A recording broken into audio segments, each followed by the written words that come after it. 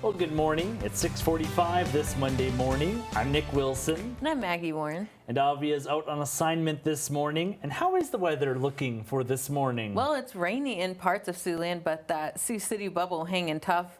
There's a look in Ottawa. We see some rainy conditions down that way. Those roads on the damper side. We can see some raindrops falling in those puddles down there. Definitely a wetter morning down there, but again, that Sioux City bubble, not really seeing a whole lot here in Sioux City. Some sprinkles at best, and other areas seeing some heavy rain, including out there through areas like Bloomfield and into Pierce County, where they did see some heavy rain and even some flash flood warnings. They currently have flood advisories in effect out there through 4 p.m. this afternoon. Temperatures, though, despite that rain, still in the low 60s. Haven't really seen much change in those temperatures. 62 in Sioux City, 60s between Sioux City and down into Tacoma, and 60 in Mapleton, upper 50s there in Denison. But we will get a bit warmer today. We'll see those showers clear out, and I'll let you know when in your full forecast coming up. Nick? All right, thanks, Maggie. Well, concerns over a possible recession continue to grow among top economists, and ABC's Andrew Dimbert has the latest on the worries stemming from job growth numbers and the new tariffs set to take effect.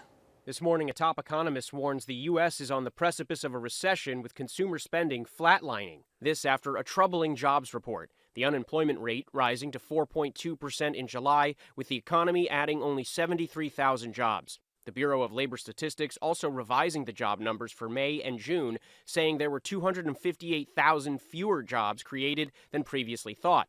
On Friday, President Trump abruptly fired the nonpartisan head of the Bureau of Labor Statistics, Erica McIntyre, claiming without providing evidence that the weaker-than-expected jobs report was manipulated. I think her numbers were wrong, just like I thought her numbers were wrong before the election. The president also claiming McIntyre previously inflated the job numbers to help then Vice President Harris before the 2024 election. And then, right after the election, they announced that those numbers were wrong. It's a scam, in my opinion. Critics claiming it's not possible that the data was manipulated. This is a preposterous charge. These numbers are put together by teams of literally hundreds of people following detailed procedures. The jobs report comes as consumers brace for new tariffs set to take effect this week. The prices of some everyday goods, including coffee, fruits, vegetables, and medicine, all expected to rise. Clothing and shoes expected to go up too. The tariffs are definitely a little scary, so I'm trying to get everything ahead of time. A recent report shows the tariffs implemented by President Trump are the highest in nearly a century and will cost the average family about $2,400 this year. But the administration says the tariffs will reshape global trade, boost American manufacturing long-term, and return billions of dollars to the U.S. Treasury. Andrew Dimbert, ABC News, New York. Well, closer to home now, the Sweetgrass Uprising and the Siouxland Good Troublemakers held a protest over the weekend in Sioux City. The protest was one of a number of rallies held nationwide to stand up for human rights and speak out against funding cuts to a number of services. The march started in South Sioux City and made its way to the Sioux City Public Museum. One group of protesters told us, coming to these events encourages more people to turn out for future demonstrations. I think most people out there do know what is right, and they just need to stand up for it. We can't be quiet. This is urgent. The march also included 4 prayer stops along the route. Elsewhere in Siouxland, the town of Ponca was hopping with excitement over the weekend for the 5th annual Ponca Frog Days. The event kicked off on Thursday and ran through Saturday, with the last day mainly dedicated to the kids. The children's activities started bright and early with a hula hoop contest, a croaking contest, the annual frog jump, a bounce house, and so much more. Organizers told us getting everything ready for the event is not a one-person job. Community comes together, they help with the setup, they bring us the trailers for the band. It takes a community to put this on. While some rain put a little bit of a damper on the fun, volunteers said it didn't stop the community from having a good time. Well, meanwhile, if you know a veteran who would like to share their story with us, we'd love to hear from them. Nominations are always open for our Veterans Voices segment. You can nominate yourself or another veteran you know by visiting our website, SiouxlandProud.com. Just click on Veterans Voices under the News tab, and then scroll down and click on the Veterans Voices nomination form. And if you have a number 9 birthday coming up, KCAU-9 would love to help you celebrate. Each week we're celebrating the 9s right here on Good Day Siouxland. So if you or a loved one is turning 9, 99, or any 9 in between, well, we want to hear about it. Every Thursday morning, we'll share our list of birthday shout-outs, and one lucky person will take home a birthday gift from one of our sponsors. So if you want to be featured, just go to SiouxlandProud.com and click on Celebrating the 9s under the Contest tab to enter by Tuesdays at noon. Now it's time to meet today's Stray of the Day. Every day we share a pet picked up by a Sioux City Animal Adoption and Rescue who's waiting to go home. That's right, and this is Elmo, a 1 to 2 year old male orange tabby cat. He was found on the 1300 block of South Helen Street, and the rescue says he's a friendly guy that's a bit quiet and shy until he gets to know you, but then he's an absolute cuddle bug. He also gets along well with other animals, and Elmo is available for adoption now. And if you lost your pet, you're looking to adopt, or you'd like to sponsor a pet for adoption, you can visit the rescue's website, head over to SiouxCityAnimalRescue.com. And Elmo has quite the stare into the camera. Yeah. Just looks like a very serious cat. A very serious cat, but a very sweet cat. Definitely looking like he would be a great family pet. Yeah, sure seems like it. Now, these weather conditions, I mean, Elmo might feel pretty serious about the weather because we're seeing some rain out there. Yeah, he might like it better into the afternoon when we see those showers clearing out. But for right now, looking overcast, a few showers trying to pop in. But that, as I mentioned, that Sioux City bubble hanging on really strong. Haven't really seen much here in Sioux City. Seen maybe a couple sprinkles. But overall, looking at temperatures into the low and mid 60s. 63 through Canton and Vermilion, 60s to our south, 59 even in Denison, 62 there in Sioux Falls, and 63 out in Neely, with those dew points very dry as well. Upper 50s and low 60s currently, so that's keeping quite a bit of that rainfall at bay, kind of keeping it capped where we don't see that developing due to the dry air, not enough moisture to really help produce that rain and keep it going. We see winds flowing out of the south at 5 to 10 miles an hour, even an 18-mile-an-hour wind there in Orange City, 11 in Bloomfield, 6 in Norfolk, so a little breezier for some. And we continue to see these showers sliding through the region. They started off pushing in from the west and northwest. Some heavy pockets of rain out there towards Bloomfield and into Pierce counties as we get into this warmer sector of a low pressure system. That low pressure has helped churn out some of that smoke, but also has produced some showers. We will see that clearing into our Monday afternoon and into the evening and overnight hours, but we get that cloud cover building back into our Tuesday morning briefly with some shower activity possible, clearing into the afternoon and evening hours, and then another round of shower and storm potential dives into Siouxland into our Wednesday morning. 77 degrees for today, partly cloudy with some morning showers and storms, and then we see temperatures on the rise the rest of the week.